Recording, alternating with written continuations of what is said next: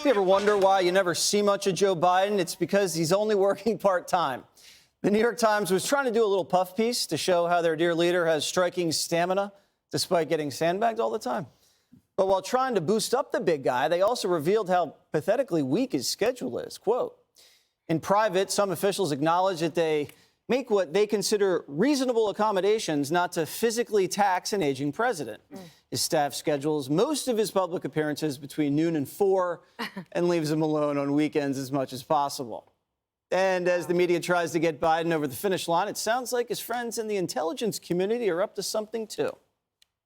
Do you intend to vote for him again, or is there anyone on the Republican side you might consider if it's not Trump? It has to be Joe Biden. And I'm glad he's willing to serve. The president must be someone who abides the law and our Constitution. And there's no one else but Joe Biden. All right, Jessica, this is a grueling schedule. No, Doing the 5? Or? We got weekends off, and don't bother me before 10 a.m. And it's a lid at 4. The article did note that the morning schedule is actually similar to what Barack Obama did, who no one ever accused of not being busy, but he had... Are you saying Barack Obama's lazy? I most certainly did not. That's something a Republican would say. But that Barack Obama had double the amount of evening events, so things that happened after the 4 p.m.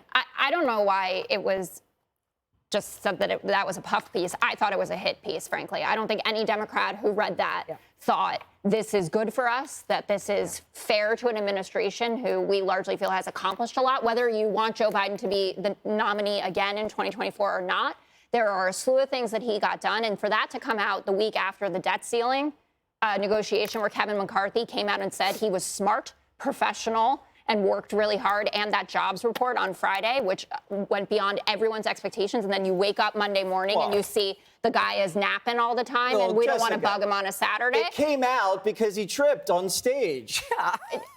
Everyone who is an honest broker, so you're an exception to what I'm about to say, knows that you would...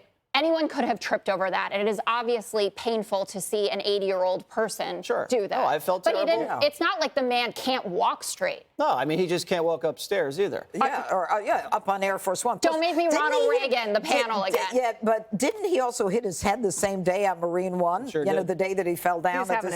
Look, here's the thing. It was a puff piece, and I got to tell you, the thing that stopped me when I was reading it was he has striking stamina. He took a 9-hour train ride.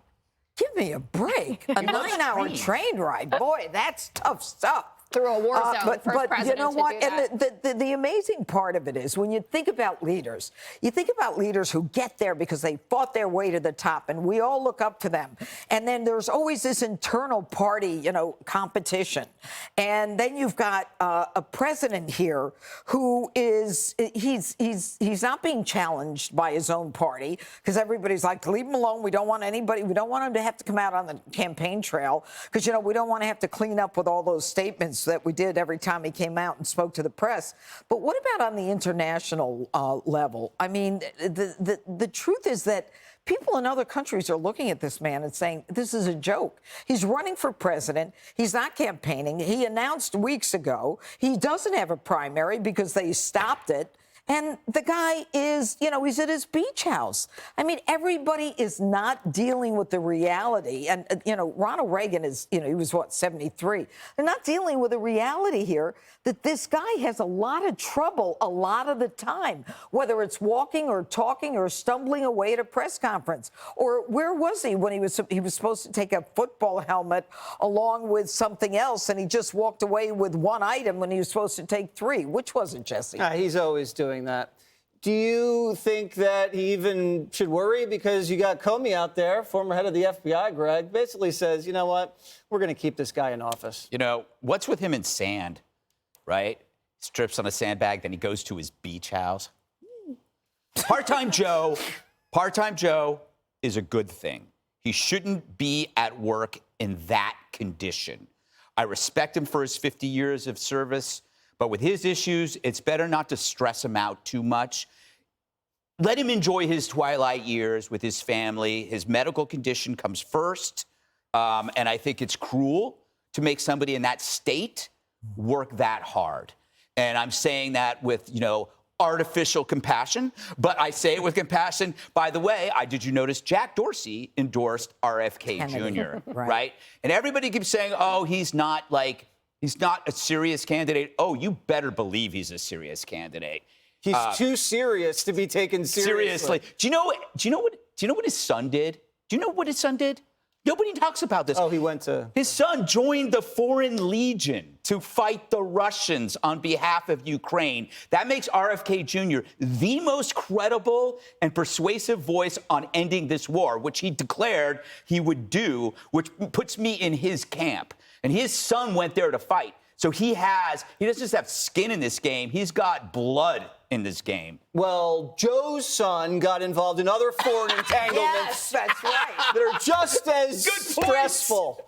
Dana, tell us about your thoughts about everything. I was just thinking I might start a new show on Fox Nation called Puff Piece or Hit Piece, and then we'll dissect the articles. Yeah. That's because, Hillary Clinton believed that the New York Times was awful to her. To this day, she can't stand the New York Times. We look at the New York Times and be like, wow, they're so easy on the Democrats. I bet the White House hated that piece, but they knew the piece was coming. But the piece was not pitched by Republican opposition research. It was pitched by Democrats who are granted anonymity in the New York Times, which means that they were at a high enough level that the New York Times thought they were credible enough. And their quotes are things like, it's all we can talk about is how old he is. We don't know what's going to happen. We call several times a day just to check on his health. We don't know what's going to, and they're so worried. And so it's not coming from the call is coming from inside the House. The rest home. If you look at the schedule, I'll never forget the brunch lit until 5 p.m. I was like, wow, that's some boozy brunch. There are no campaign events, no messaging strategy. There are no surrogates. He said there were going to be surrogates. Where are the surrogates? You know what? If Comey is your surrogate, that is a problem. But they're not giving him anything to work on. I did talk to a Democrat today who said, we know it's a challenge, but just from this highly credible Democrat, from me to you, so you hear what they want to do. They plan to try to show you that the accomplishments Jessica's talking about are having a direct impact on your life. Okay, so they're going to say, oh, aren't you happy you have the infrastructure bill? Aren't you glad that the debt ceiling was raised? Are you glad about the, I don't know, I can't even think of the third one. Oh, it can't be student loans because that's not going to happen. They want to have him more out on the trail more. I'm like, well, but that doesn't work if he's actually not out on the campaign trail. The third thing is, and this is the one that the Republicans are just going to have to deal with because the media will help them, is that they're going to try to take any concern about his age to pale in comparison to the toxicity of the Republican Party and whoever the eventual nominee is. Okay. So that's their that's the actual I may be old, but strategy. he's toxic. Is that what it is? Yep. Okay. Yep. Can I say something quickly about RFK? If you were Junior, to be clear, if you are a serious Democratic candidate, you are not hanging out in a Twitter space with Elon Musk and Tulsi Gabbard. Why?